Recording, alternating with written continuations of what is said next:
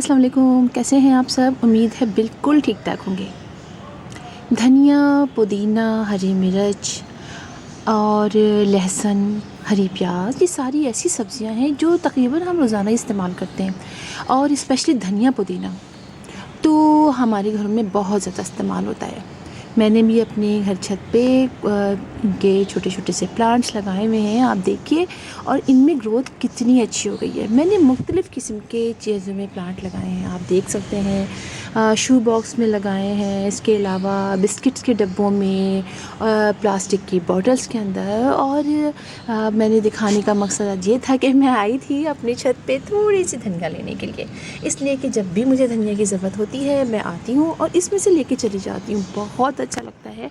आप ये देखिए कि मेरे इस डब्बे में से मैंने आज हार्वेस्टिंग की है और मुसलसल मैं अपने डब्बों में से का धनिया ले रही हूँ। और मैंने कुछ धनिया सीड्स के लिए और बीज के लिए छोड़ भी दिया है। सीड्स तो बन ही रहे हैं, फ्लावरिंग हो रही है, और साथ आप देखिए कितनी सारी बीज जो हैं वो आपको इसमें दिखाई देंगी, जो यहाँ से अपने समझिए पॉलिनेशन का अमल बहुत अच्छा करती हैं। आप ये देखिए बहुत सारी बीज इस वक्त उड़ रही हैं।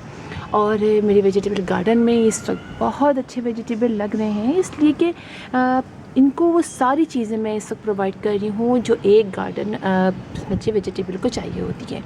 मैं उनको अपने ऑर्गेनिक हर चीज़ दे रही हूँ, वक्त पे पानी डाल रही हूँ, और इसके अलावा डायरेक्ट सनलाइट भी उनको प्रॉपर तरीके से। तो आप थोड़ी सी केयर करें, थोड़ी सी आप उसके बारे में मालूमात कर लें, तो फिर आप अपने घर में बहुत अच्छे तरीके से छोटी छोटी चीज़ें लगा सकती हैं, छोटे छोटे बॉक्सेस में, जहाँ पर आपके घर में थोड़ी सी डायरेक्ट सनलाइट आए वहाँ आप लगा लीजिए।